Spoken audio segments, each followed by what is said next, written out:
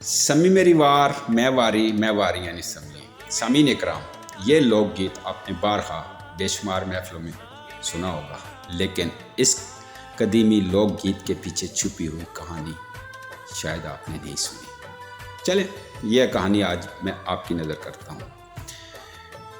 یہ ایک ایسے وقت کی کہانی ہے کہ جب زمین اور درختوں سے رشتہ محض مادی نہیں تھا بلکہ روحانی تھا.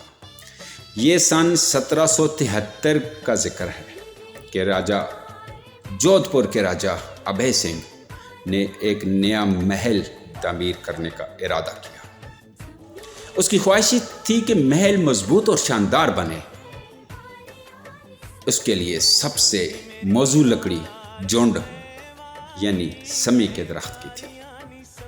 سپاہیوں کو حکم ملا کہ آس پاس کے جنگلوں میں سمی کے درخت جنگلوں میں جاؤ اور تلاش کر کے سمی کے درخت کاٹ کر اس کی لکڑی لے کر تاکہ نیا محل مضبوط اور شاندار بن سکے. مختلف علاقوں سے گزرتے ہوئے سپاہی ایک ہرے بھرے گاؤں میں پہنچے.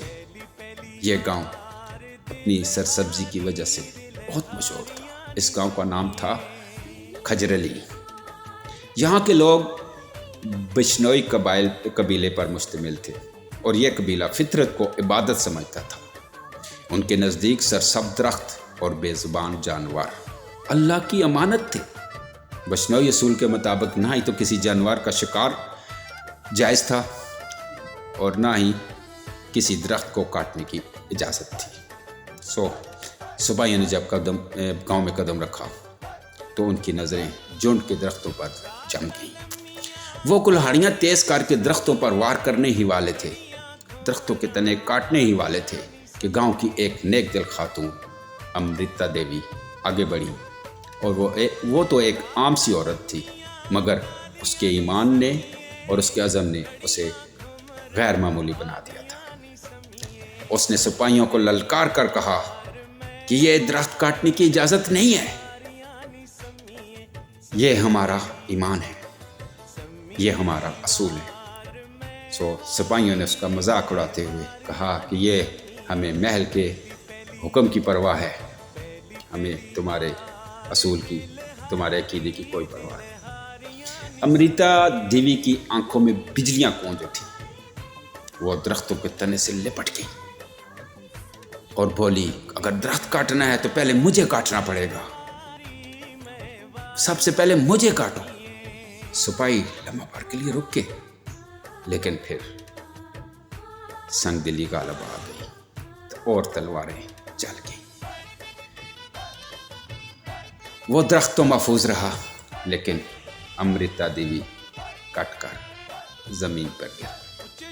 خون کا پہلا قطرہ زمین پر گرا تو جیسے فضا میں ایک طوفان سا آ گیا.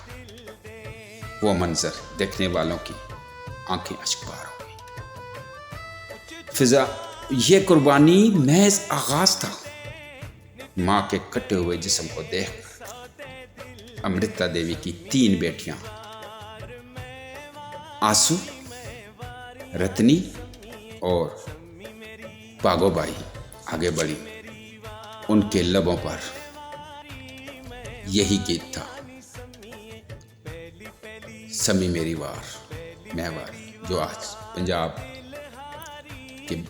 بھر کے میلوں میں گونجتا ہے. یعنی کہ اے سمی، اب میری باری ہے، اب میں تم پر اپنی جان قربان کروں گی. یعنی کہ یہ گیت محض گیت نہیں رہا، ایک چیلنج بن گیا تھا. ماں کے بعد باری باری تینوں بیٹیاں درختوں کے ساتھ لپٹتی گئیں اور اپنی جانیں قربان کر دی. یہ خبر جب قبیلے کے اندر پہنچی تو ایک دم سے مرد، عورتیں اور بچے سبھی وہاں پر آ گئے اور باری باری اپنے جسموں کو ڈھال بنا کر سمی کے درختوں کو بچانے لگے. پھر کیا تھا، تلواریں چلتی رہی مگر مزاحمت کم نہ ہوئی. ہر کٹتا ہوا جسم ایک نئے عزم کو جنم دینے لگا. عجیب منظر تھا پوری بستی اپنے وجود سے جنگل کی حفاظت کر رہی تھی، اور جب تک یہ خبر راجہ ابھے تک پہنچی اور اس نے مداخلت کر کے یہ خون ریزی رکوائی، تب تک 363 بشنوئی اپنی جانیں قربان کر چکے تھے۔ یہ کوئی معمولی قربانی نہیں تھی سامعین کرام، یہ فطرت کے نام ایک عظیم شہادت تھی۔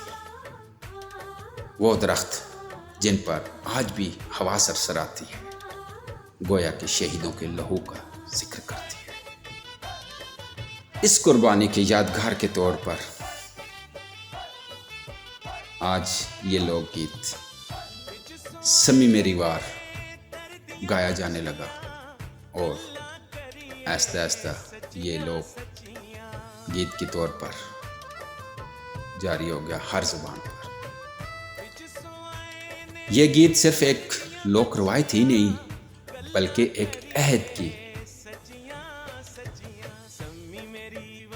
عہد ہے کہ درخت محض لکڑی نہیں ہے، یہ زندگی ہے، یہ ہمارا سانس ہے۔ آج بھی جب یہ لوک گیت پنجاب یا راجستھان میں گونجتا ہے تو دلوں میں ایک تاثر پیدا ہوتا ہے، ایک تاثر جاگتا ہے کہ محبت صرف انسانوں سے ہی نہیں، فطرت اور سرسبز درختوں سے بھی کی جاتی ہے۔ بہت شکریہ۔